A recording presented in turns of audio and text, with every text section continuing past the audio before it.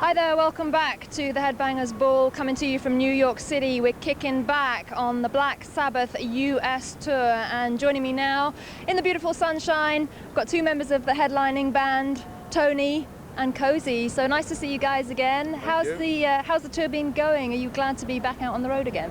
Absolutely, very glad to be back on the road. It's going very good.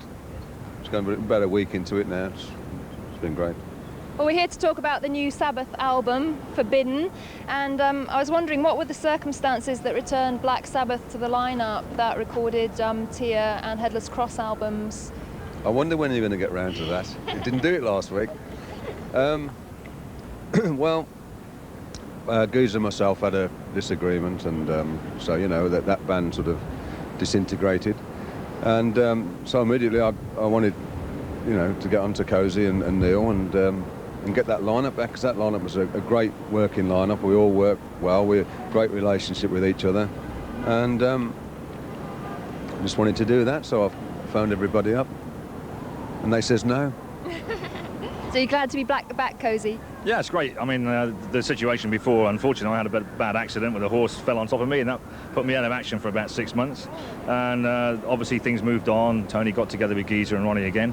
I worked with Brian May in the meantime, and then Brian's tour finished, and we were sort of doing some recording, and then Tony phoned up and said, would you like to come back and do the next album? So here I am.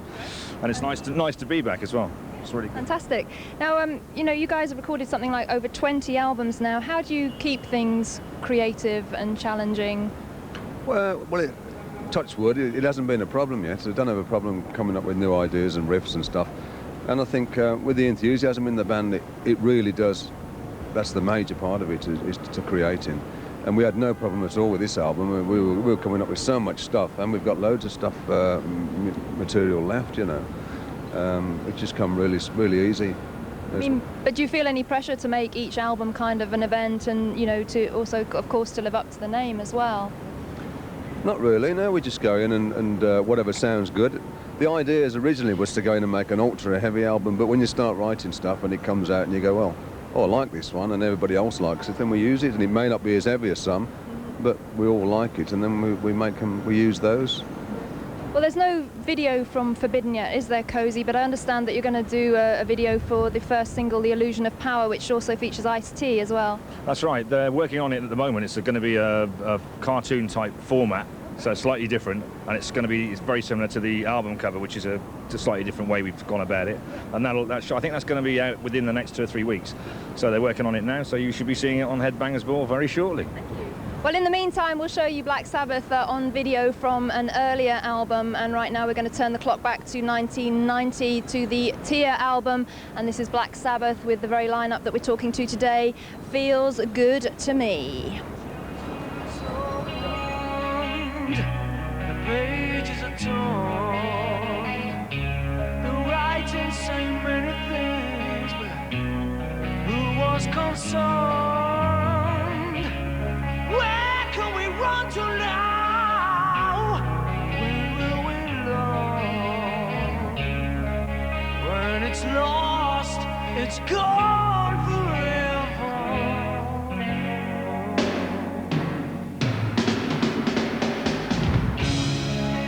For years they told what I should do,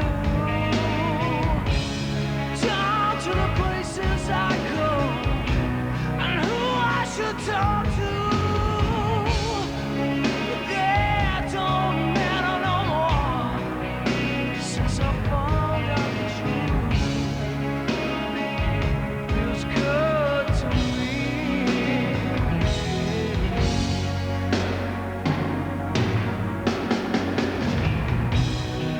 The world is turning, forever turning. Forever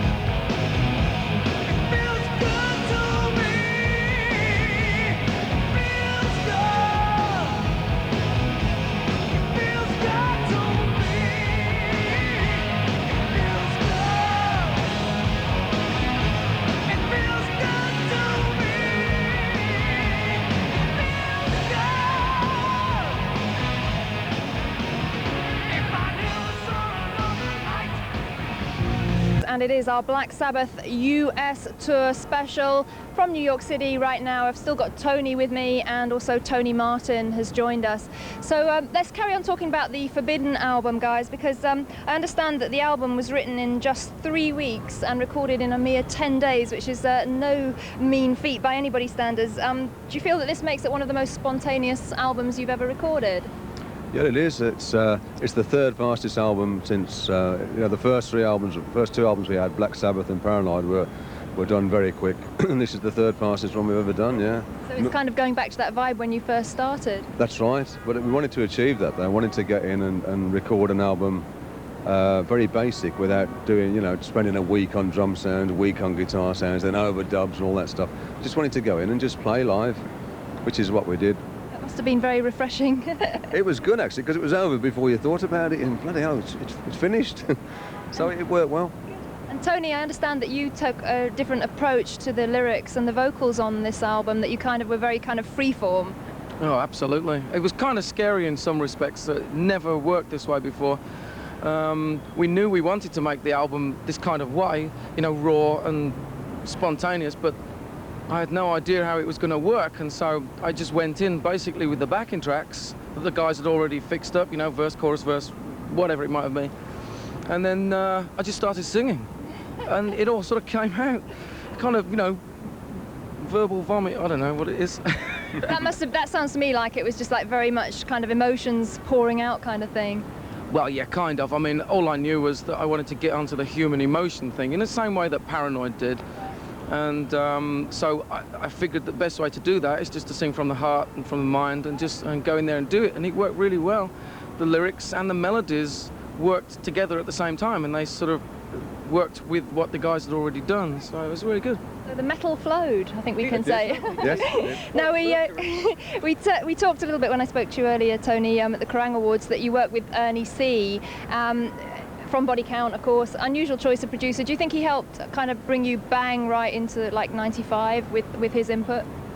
I think it helped as far as vibing us up, and yes, it probably just we maybe would have changed a couple of things if it weren't for Ernie, because we were going, and I was quite all ready to do some more guitars on it, and he goes, no, that's fine, keep it like that. So it probably kept it more raw. Righty. Well, we're going to talk to the guys some more, but we have to go to commercials right now, so stick around. More Black Sabbath coming at you right after these messages. See you after that.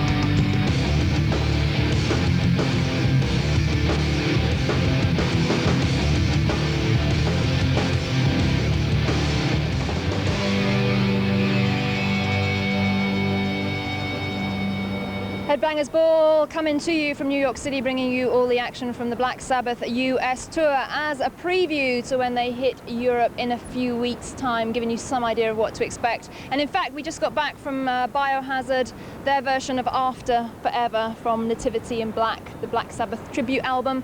And just got to wonder, guys, what did you think of that album, and did any band strike a particular chord with you on that record? Yeah, I think there were some good bands on it, and some of their versions were quite good. Well, let's talk a little bit more about the new Sabbath album, Forbidden, and there's a lot of diversity on the material on that record. Really hard rockers right through to ballads. I know you've always done that, but do you think this album says anything new about Sabbath? Pretty much. We're spreading our wings a little more, and this is a band that is not scared of experimenting with music. We'll take every possible twist or turn and throw it in there, especially Tony's guitar riffs are so really spectacular, some of them. So it's a real challenge to be able to work together in that way and just expand, you know, as much as we can and keep the thing going. And it's really good. I really enjoy the album, and hopefully it's going to bring us into the now thing and take us into the future thing, you know.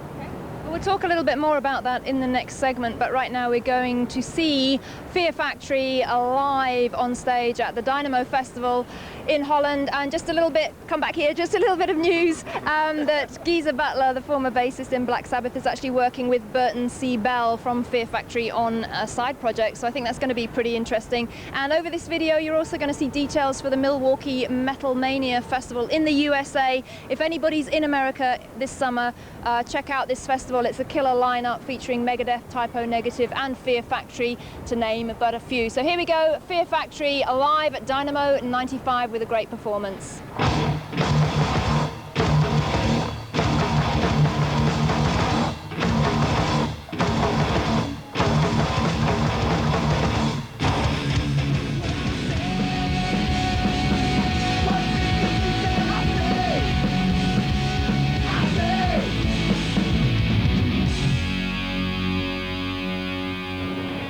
Alrighty, we got a few more moments to talk to Black Sabbath. The whole band is here. As you can see, we squeezed them all in, and I've got Neil Murray joining me as well, bass player now in the lineup, and also you better introduce us to this gentleman here. It's Jeff Nichols, who's been with us 16 years in 9 days' time. 9 days time. He's a very important part of the whole Black Sabbath family. Yeah, he's been involved a long time, plays keyboards, and you'll no doubt be seeing him more now.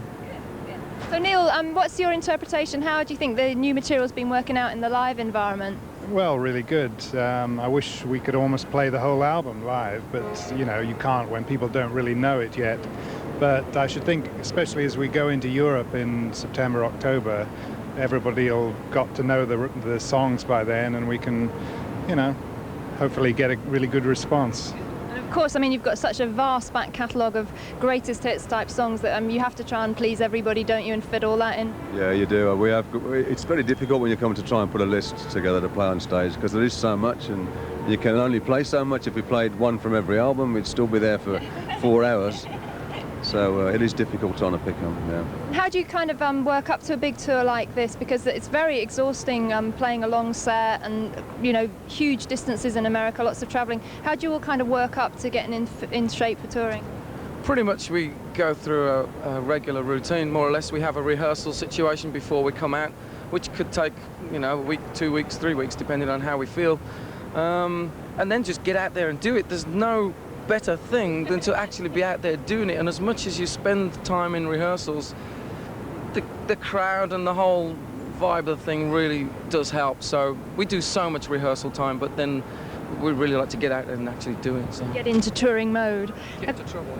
Cozy, you promised a few surprises on this tour. Now, what exactly does that mean, and can you tell us what viewers can expect when you come to Europe?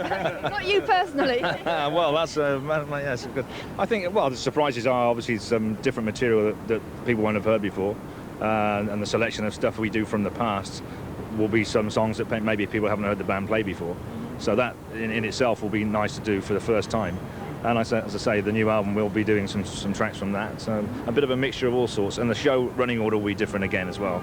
So we've got a little bit of everything there for everybody, right from the very first album right up to date. A great light show as well, like I saw at Hammersmith, always good for Black Sabbath. Yes, it's coming on. It's coming on better as we speak. Really, he's getting better into it, and he's doing a good light show. We have a relatively new team with us, with some of the same guys with us that we had before, but the team that we have at the moment are really working hard, and they're putting on a real good show. So we'll finish with a final word from Tony. The Black Sabbath tour is going to come over to Europe in a few weeks' time. I think Tiamat are going to be supporting on that as well. Any messages for the fans in Europe from Black Sabbath? Yes, please come, and yeah, I think you'll have a good show and enjoy it, and we're certainly looking forward to coming, and we'll be there. Good. All right. Great. Well, thank you all very much for joining me and taking time out to speak to us here in New York. We have to finish with Black Sabbath now. We're going to show you a little bit of live performance from the band just to wind up this part of the show.